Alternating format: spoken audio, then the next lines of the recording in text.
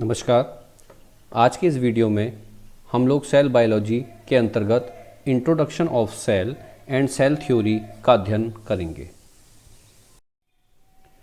देखिए, सबसे पहले हम ये जानने का प्रयास करते हैं कि साइटोलॉजी से हम क्या समझते हैं, साइटोलॉजी टर्म का इस्तेमाल हम क्यों करते हैं।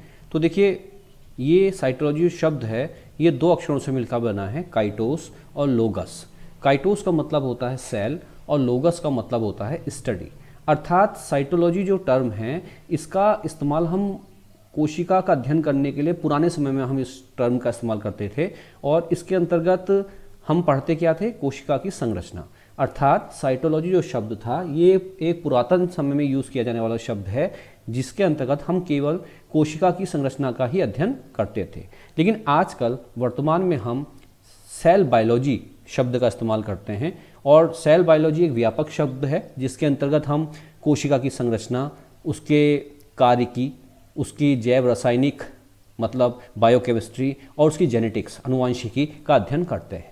तो ये समझ लीजिए, साइटोलॉजी और सेल बायोलॉजी में माइनर अंतर है। साइटोलॉजी के अंतर्गत हम केवल कोशिका की संरचना की स्टडी करते थे, जबकि सेल बायोलॉजी जिसका इस्तेमाल हम आजकल करते हैं इस टर्म का, तो इसके अंतर्गत हम कोशिका के स्ट्रक्चर का, उसके फंक्शंस का, उसकी बायोकेमिस्ट्री का और उसकी जेनेटिक्स का, सभी का अध्ययन हम सेल बायोलॉजी के अंतर्गत करते हैं। सबसे पहले हम ये जानते हैं कि यह कोशिका शब्द, सेल शब्द आया कहाँ से। तो देखिए, ये जो सेल शब्द है, इसकी उत्पत्ति हुई है सेला शब्द से, CELLA। सेला शब्द से कोशिका शब्द की उत्पत्ति हुई और इस सेला शब्द का अर्थ क्या था? इसका अर्थ है खोखली गुहा, एक खोखली कैविटी है सेला शब्द का अर्थ। तो इसी सेला शब्द से कोशिका शब्द की उत्पत्ति हुई। परिभाषा के बारे में हम कहें तो कोशिका की परिभाषा हम यह देते हैं कि यह जीवन की एक संरचनात्मक और क्रियात्मक इकाई है। अर्थात the cell is the structural and functional unit of life. अब यहाँ पे दो टर्म्स हैं, संरचनात्मक और क्रियात्मक इकाई। देखिए, इकाई का मतलब क्या होता है? किसी भी स्ट्रक्चर का सबसे छोटा भाग जो है वो उसकी इकाई है। जैसे हम एक मकान की बात करें तो आप ये देखेंगे कि एक मकान में सबसे छोटा पार्ट क्या होता है? ईंट। जब कई ईंटें मिलती हैं तो एक मकान का खांचा बन जाता है। तो उसी प्रकार से इस शरीर, इस बॉडी के खांचे, किसी भी जीव की बॉडी का जो खांचा है, उसे बनाने के लिए जो सबसे छोटी यूनिट होती है वो है इकाई। तो हमारे शरीर की संरचनात्मक इकाई कौन है? कोशिका।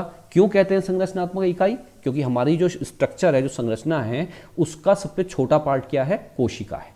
इसी प्रकार से यहाँ पे क्रियात्मक इकाई भी माना जाता है शरीर को। तो देखिए, आप जानते हैं कि हमारा शरीर जो है कई कोशिकाओं से बना, कई कोशिकाएं मिलकर के बनाती हैं ऊतक, कई ऊतक मिलकर के बनाते हैं ऊतक तंत्र, और ऊतक तंत्रों से बनता है अंग, और जब कई अंग मिलते हैं तो हमारा शरीर बनता है। तो अगर आप देखें तो हमारे शरीर के जितने भी अंग बने, उनकी भी सबसे छोटी जो इकाई है वो क्या है? कोशिका है। तो इसलिए ये कहा जाता है कि कोशिका जीवन की संरचनात्मक और क्रियात्मक इकाई है। जितने भी जीवित जीवधारी हैं, उनका शरीर जो है इसी कोशिका नामक इकाई का बना होता है। जितने भी लिविंग ऑर्गेनिज्म हो, चाहे वो आपके पौधे हों, चाहे वो आपके जंतु हों, सभी जीवों में जो शरीर डेवलप होता है, जो स्ट्रक्चर होता है शरीर का, वो कोशिका नामक इकाई से ही बनता है। इसकी खोज का श्रेय हम रॉबर्ट हुक को देते हैं, क्योंकि ये माना जाता है कि रॉबर्ट हुक ने 1665 में इसको सबसे पहले कॉर्क के टुकड़ों का अध्ययन करने के दौरान देखा था। ऐसा कहा जाता है कि रॉबर्ट हुक ने कॉर्क के टुकड़े का अध्ययन किया माइक्रोस्कोप से, तो उन्होंने कोशिका को देखा। लेकिन बाद में ये देखा गया कि रॉबर्ट हुक ने केवल कोशिका भित्ति को देखा था, कोशिका को नहीं देखा था। क्यों?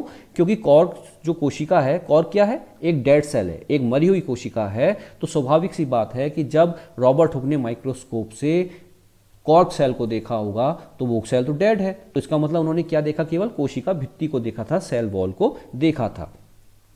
रॉबर्ट हुक ने जब कॉर्क का अध्ययन किया तो उन्होंने जो चित्र बनाए अपने अध्ययन के दौरान, उनको उन्होंने एक पत्रिका है माइक्रोग्राफिया, उसमें इन चित्रों को प्रकाशित किया था। तो ये भी ध्यान रखिए, कंपटीशन के हिसाब से इंपॉर्टेंट है कि रॉबर्ट हुक ने कॉर्क के अध्ययन के दौरान जो कोशिका के विभिन्न चित्र बनाए, उनको उन्होंने माइक्रोग्राफिया में प्रकाशित किया था। वास्तव में कोशिका के आविष्कार या कोशिका की खोज का जो वास्तविक श्रेय दिया जाता है वो दिया जाता है एंटोनी वॉन ल्यूवेनहॉक को। एंटोनी वॉन ल्यूवेनहॉक वे वैज्ञानिक थे जिन्होंने सबसे पहले एक लिविंग सेल की खोज की थी, एक सजीव कोशिका की खोज की थी। उन्होंने कोशिका की आंतरिक संरचना का अध्ययन किया और आप ही ने सेल को बेसिक यूनिट ऑफ लाइफ कहा था। तो ये ध्यान रखिए कि रॉबर्ट हुक ने जो कॉर्क देखी, कॉर्क की जो सेल्स देखी थी वो डेड सेल्स थी, तो उन्होंने केवल कोशिका भित्ति देखी थी। लेकिन एंटोनी वॉन ल्यूवेनहॉक जो थे उन्होंने सबसे पहले लिविंग सेल को देखा था और उसकी इंटरनल स्ट्रक्चर, आंतरिक संरचना का अध्ययन किया। और आप ही ने, एंटोनी वॉन ल्यूवेनहॉक ने ही सेल को बेसिक यूनिट ऑफ लाइफ कहा था, जीवन की मूल इकाई। किसने कहा था? एंटोनी वॉन ल्यूवेनहॉक ने। एंटोनी वॉन ल्यूवेनहॉक ने सबसे पहले 1683 में माइक्रोस्कोप के माध्यम से बैक्टीरिया, आरबीसी, ईस्ट, शुक्राणु, प्रोटोजोआ कोशिका आदि का अध्ययन किया था। अब हम अध्ययन करते हैं सेल थ्योरी, कोशिका सिद्धांत। देखिए, कोशिका के बारे में जानने के लिए हमें कोशिका के सिद्धांत का अध्ययन करना पड़ेगा। तो कोशिका सिद्धांत को लेकर हम चलते हैं कि यह सिद्धांत किसने दिया। तो देखिए, कोशिका सिद्धांत सबसे पहले श्लीडन और श्वान नामक वैज्ञानिक ने दिया था और इन्होंने अपनी एक पुस्तक है द सेल नामक थ्योरी में यह कोशिका सिद्धांत सबसे पहले प्रस्तुत किया। ये जो सिद्धांत है कोशिका सिद्धांत, ये जंतु और वनस्पति दोनों पर लागू होता है, या हम ये कहें जितने भी सजीव हैं उन सभी सजीवों पर यह सेल थ्योरी या कोशिका सिद्धांत लागू होता है। अब इस सेल थ्योरी के अंतर्गत जो मुख्य बातें थी, जो मेन पॉइंट्स थे, वो क्या थे, एक एक करके मैं आपको उसके बारे में बता देता हूं। तो देखिए, सेल थ्योरी के अंतर्गत सबसे पहली बात कही गई कि सभी जीव, जितने भी जीव हैं, चाहे वो जंतु हैं, चाहे वो पादप हैं, वो सब के सब सेल्स से बने हुए हैं, कोशिकाओं से बने हुए हैं। नंबर 2, कोशिका जीवन की संरचनात्मक, क्रियात्मक और आनुवांशिक इकाई है। देखिए, अब तक हमने ये पढ़ रहे थे कोशिका जीवन की संरचनात्मक और क्रियात्मक इकाई है, लेकिन इसको बाद में कोशिका सिद्धांत में ये टर्म और ऐड कर दी गई कि यह एक आनुवांशिक इकाई भी है।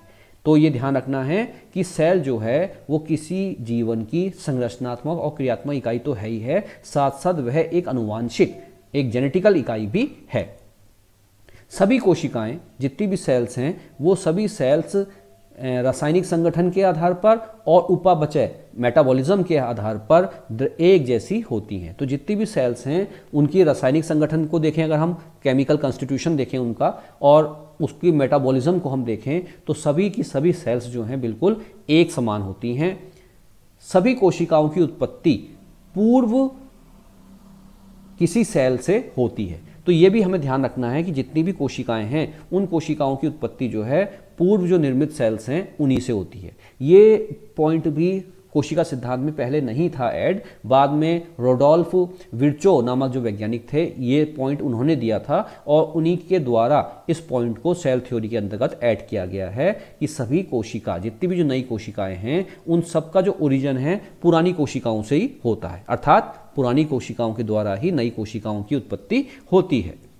और अंतिम पॉइंट जो इसमें दिया गया है वो है कोशिका जीवन की निरंतरता के लिए आवश्यक है, मतलब लाइफ कंटिन्यूअस चलती रहे, इसके लिए सेल का होना आवश्यक है। क्योंकि आप जानते हैं कि सेल के अंदर डीएनए पाया जाता है, सेल के अंदर जो न्यूक्लियस है उसमें डीएनए पाया जाता है, क्रोमोसोम पाया जाता है, और वो ही रेस्पॉन्सिबल है जीवन को आगे चलाने के लिए। आप जानते हैं कि एक कोशिका से जब दूसरी कोशिका बनती है तो उसमें डीएनए ट्रांसफर होता है। तो ये ध्यान रखिए आप कि कोशिका ही जीवन की कंटिन्यूटी को, निरंतरता को बनाए रखने के लिए आवश्यक है।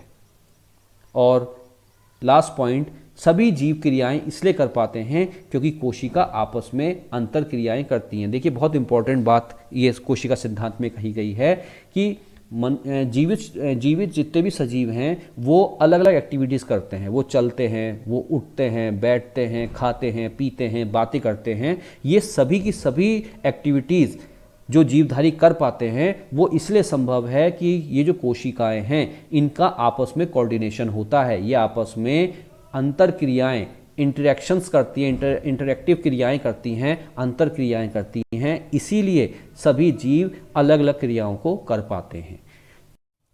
तो ये जितने भी पॉइंट्स मैंने आपको बताए ये कोशिका का इंट्रोडक्शन मैंने आपको दिया, इसके साथ साथ कोशिका सिद्धांत क्या था, उसके जो मूल बिंदु थे वो मैंने इस वीडियो में आपको बताने का प्रयास किया। नेक्स्ट वीडियो में हम सेल बायोलॉजी के से रिलेटेड अन्य बातों को जानने का प्रयास करेंगे। अगर आपको ये वीडियो पसंद आया तो लाइक कीजिए और साथ ही इस चैनल को सब्सक्राइब कीजिए। धन्यवाद।